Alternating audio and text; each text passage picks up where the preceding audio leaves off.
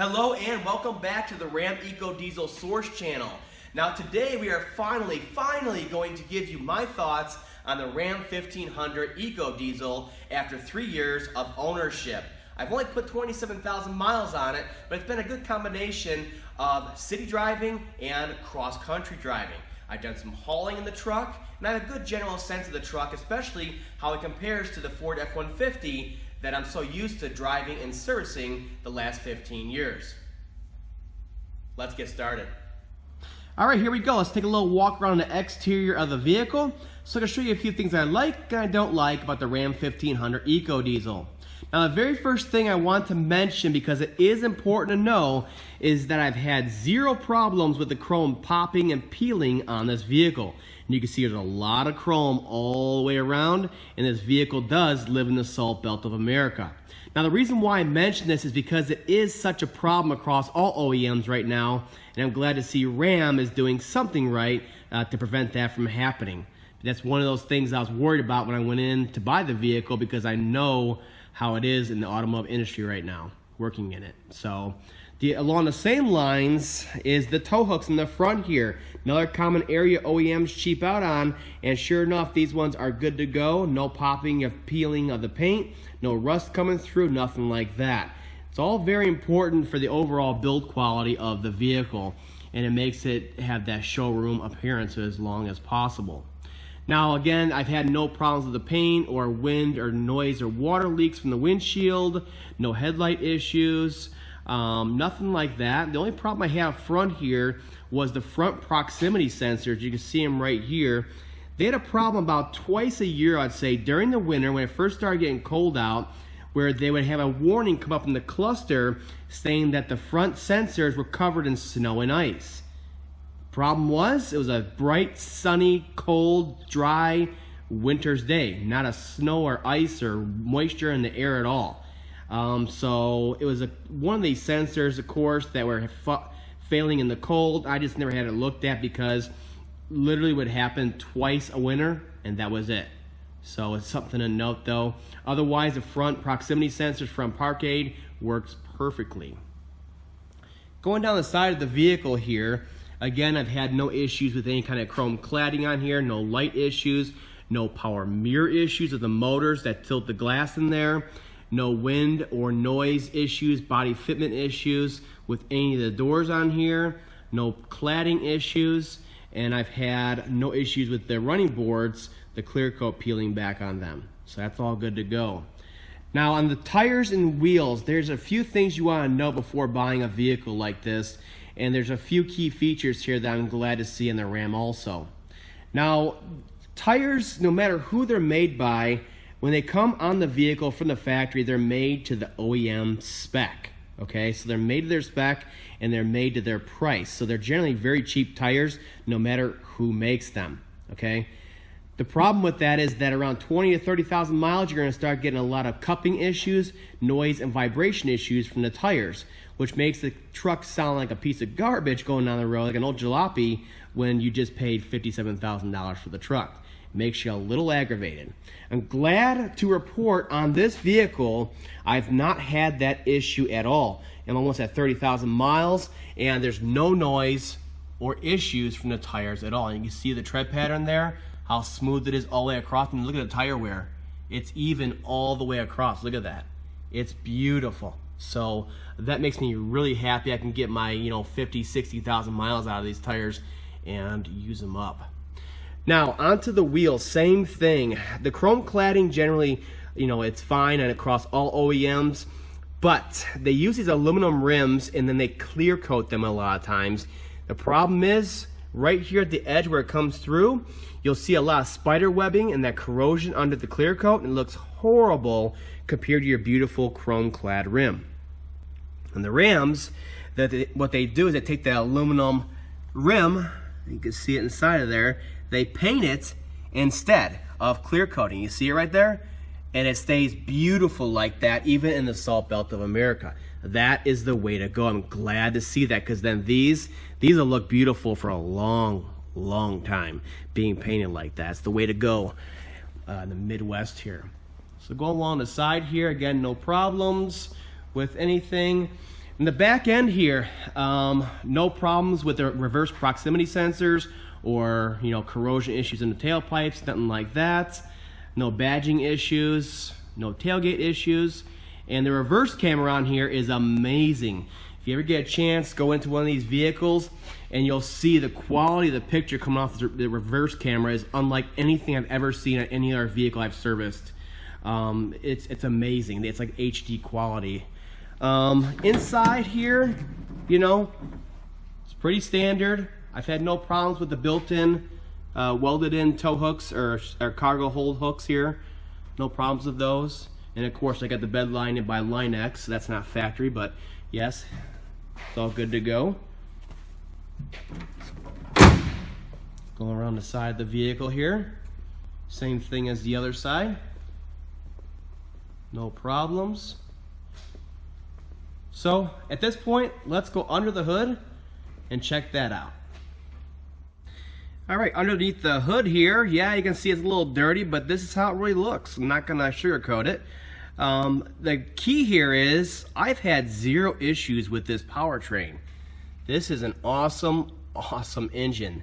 We'll go over it when I go for a drive, but I've had none of the usual EGT sensor issues or EGRs plugging up. I've had no SCR issues, nothing, no check engine lights, nothing to complain about at all. I'm very, very surprised considering how complex these new diesel engines are, how many sensors are around there, how many things can go wrong. So let's just pull this cover off real quick and have a look-see around. Let you guys see for yourself if you find anything wrong or see any leaks underneath there, and we'll go over a few things. Now with the engine appearance cover off of here, you guys can look around for yourselves to see if you find any leaks or anything like that on the engine, so you can, just see for yourself and not take my word for it. So I'll get you nice and close, and you can see it's dusty, dirty, a little bit of corrosion, but it's definitely nice and dry. And it's very reliable. No check engine lights, never left me stranded, no oil leak issues all over the ground. And I'm very surprised considering a lot of diesel engines have oil leaks left and right. It's just inherent to the diesel design. Now this engine, the one oil leak I do have, which is common in all turbo-based engines, and I'll bring it back here and show you guys because you'll never be able to tell otherwise, is right here.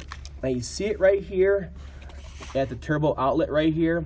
So this is the turbo neck coming up and over to the CAC tubing right here. It's a quick connect. And there's a little bit of oil seepage, like moisture that accumulates around the outside here. That's perfectly normal. That's how all turbo-based gas or diesel engines are because of the amount of oil carryover in the turbo system.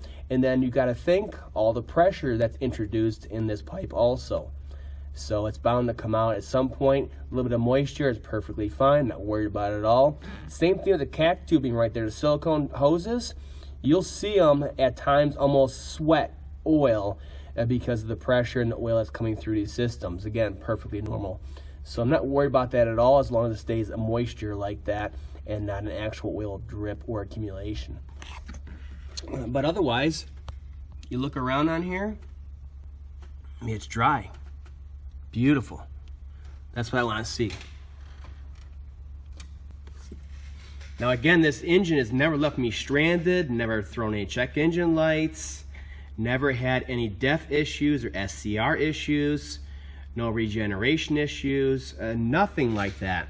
So it's been a very good engine overall for the life of the truck so far. All right, let's take you on a little tour of the inside of the vehicle. Now I've had a few issues in the inside of the vehicle. We'll go over them as we go along here. But overall, the interior of this vehicle is amazing. Just the way it's designed and the quality, starting with the doors right here. I mean, look at the stitching on the doors and just how beautiful everything is. It looks like a really high-end luxury vehicle, and it's really nice to see that kind of detail in the truck. Now in the back here, you can see I had a car seat in the center there. That's why it's divoted like that. The back, I've had no issues with anything back here with the leather, no issues with the slider or the rear defrost. I did have a water leak right here coming down, and it'd be in a very specific area. in a very specific car wash. Nothing else would make it leak besides that one car wash in that high pressure jet blast that I imagine was coming from right here in the sealer area between the body panels. So that's the only issue I have with that. Now, I of course have the Ram floor mats in here. No problem with the rear aux power outlet or the rear heated seats, okay? And you can see, I mean, you could fit adults back here, no sweat. You're not gonna have any problem fitting adults back here, and they'll be nice and comfortable. Even the center seat on here is much more comfortable than other vehicles that are out there, even though it's shorter like that. Now these do flip up, which gives you access underneath there to hide stuff and store stuff, and there's a lot of freaking room under here actually. Look how far in there it goes. So it's very, very useful. Then of course the floor flips out. You just gotta use two hands and flip it out, put the legs out, and there you go. You got a floor back there to haul stuff inside when it's raining. So that's very, very nice and useful. And it pops right up like that.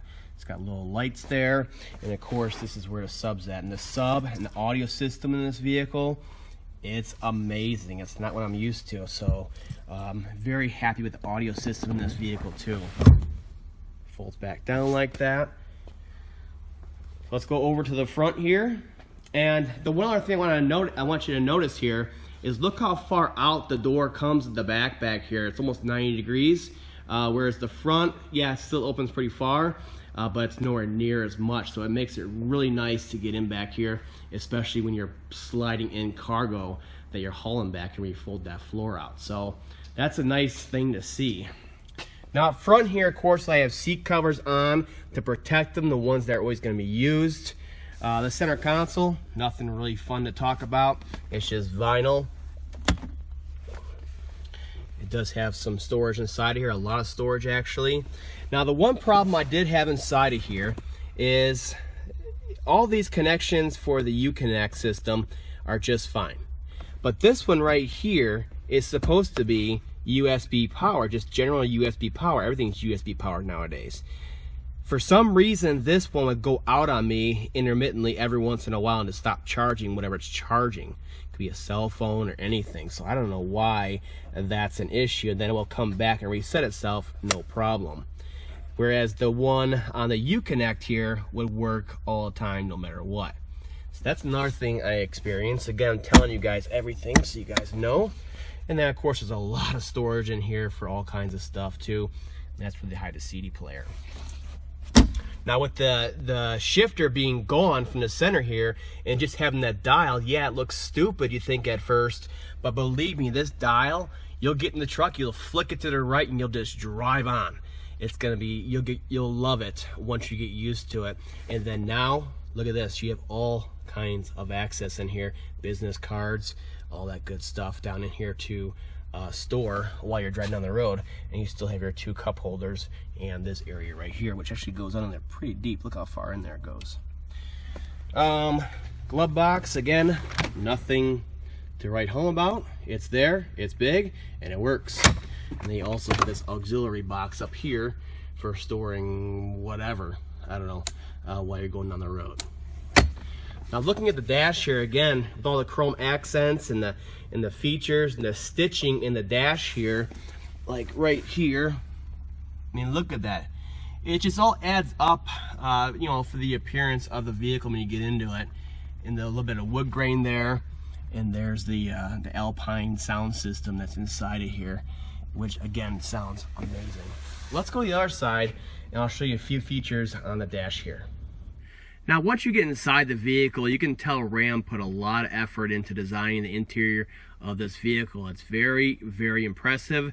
It's commanding, and everything is right at your fingertips. I just love it. And that's the reason why I keep this vehicle, because it's so reliable and everything just works. That's key here. Let's take a closer look at the steering wheel here. You can see there's all the different controls for your menus in the cluster there. And then of course a few basic buttons right here for your Uconnect phone services.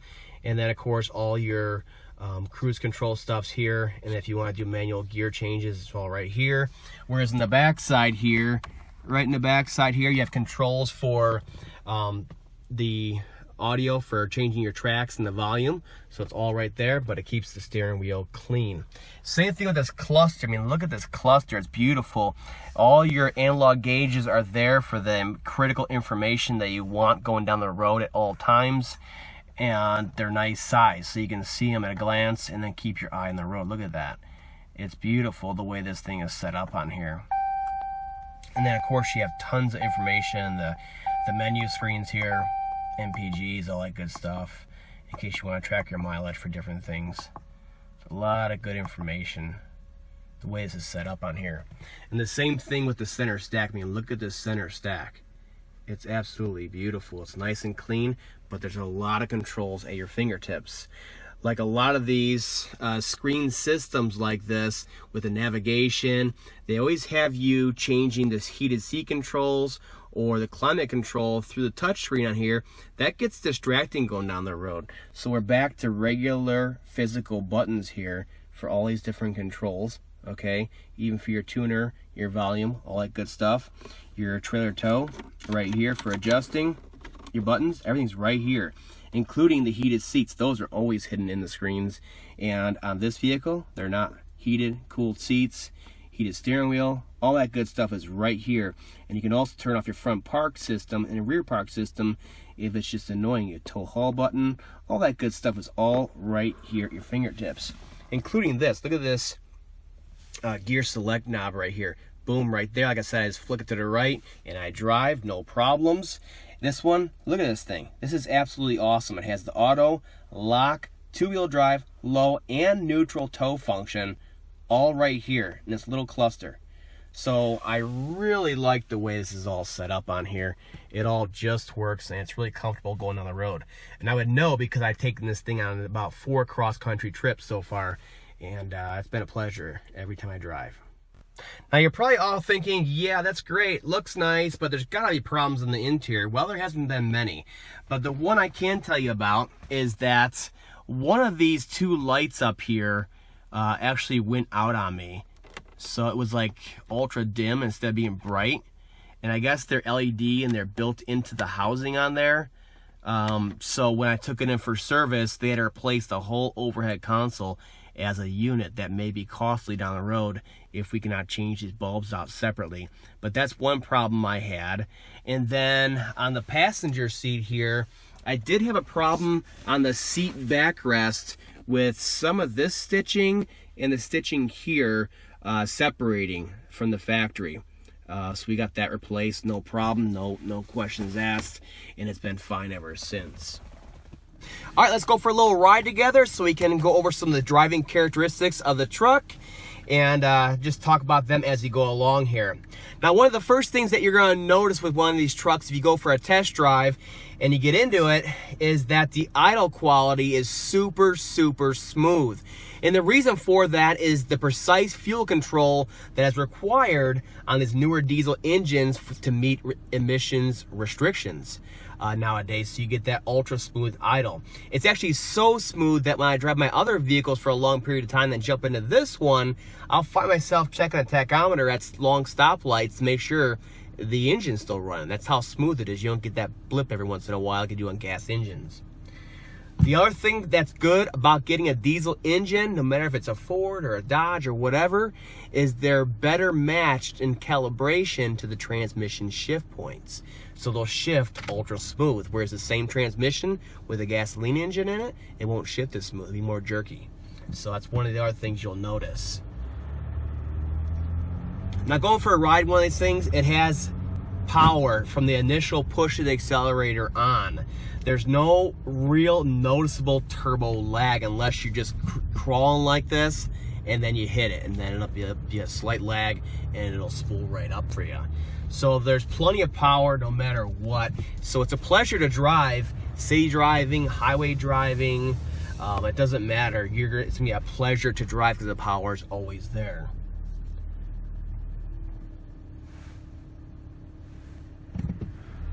Now one of the other things you'll notice, if you listen, is the engine is actually quite quiet compared to other diesel engines. So they put a lot of effort into keeping that noise out of the cabin here. So it's like hit it, and it throws you back in the seat immediately, especially from a stop. That turbo will spool up and it will just throw you back in the seat. All that torque comes up at a low RPM like any other diesel engine. So it's nice to have that torque and get you going, especially if you're hauling or if you're going through the mountains. I took this thing cross country a couple times, and I'm telling you, it's a pleasure to drive through the mountains because of the turbo. Just like any turbo-based engine, you're going to be able to stuff more air into the cylinder and make up for the thinner air at the higher elevations. So I could set the cruise at 65, 70, go through the mountains, steep grades, and there's no problems keeping up. Only once in a while will it downshift to the next lowest gear to keep up that speed on there. It's just a real pleasure to drive. The shifts are ultra smooth, and I just couldn't be any happier with the purchase of this truck, especially considering the truck's cost $55,000 to $57,000, somewhere in that range. I paid for this truck. You want it to be refined, you want it to be reliable, and you want to be able to enjoy driving it, you know, and that's key here. And I think we hit all three of those with this truck. Now, one question I get a lot is, what is your MPGs from this truck? Because they claim that they have the highest MPGs of any half-ton truck out there, blah, blah. They're all fighting for that crown. Now, in real-world situations, like right now it says 19.1 MPGs, which is still pretty good for a half-ton truck. That is because of the extended idle time during the winter, and then, of course, a lot of city driving. Most of the time, this truck, I do a lot of city driving, gets around 21 MPGs. If I do city and highway, I get around 23 to 25, which is very impressive for a half-ton truck. Now on the tour, when I did a tour across America, I actually peaked out at 27.2 average MPGs, which is absolutely amazing. The other question I get is the DEF. The DEF, it lasts a long time. There's an extra large tank on this truck, so it'll last 10,000 miles, no sweat. So for most of you out there, that's once a year or every 2 oil changes. So it's very convenient. It's one of those things you don't have to think of, but once a year. So it's nice and easy to maintain. It's not even something that's really in your mind. Now, if you're wondering, is the Ram brand really for me? Guess what? If you're going out and you're stuck on Ford or you're stuck on GM, I'm telling you, make sure you throw the Ram into the mix in there and get a good general sense of it, so you can compare it to the other brands that are out there. Like I said, I have a lot of experience with the Fords over the years. Not much experience with the GMs. I would never buy a GM, so that was totally out of the running. And this truck just blew me away when I got into it. The newer ones. The older Rams, like I was talking about before, I don't really care for the older Rams at all. They had a lot of rust issues, a lot of quality issues, but it seems when the 2014s, this generation came out, they really stepped up their game, and it shows big time. So it's just a good, solid, quality truck overall. All right, so that's about it. I just wanted to give you guys my opinion after driving the truck and using it and going on long hauls, hauling stuff from the bed, you know, for the past 3 years. Again, it's been a pleasure to drive, and I have no qualms about this truck at all. I really don't, and I'm surprised I'm able to say that, considering there's always something wrong with everything that's out there. But so far, so good.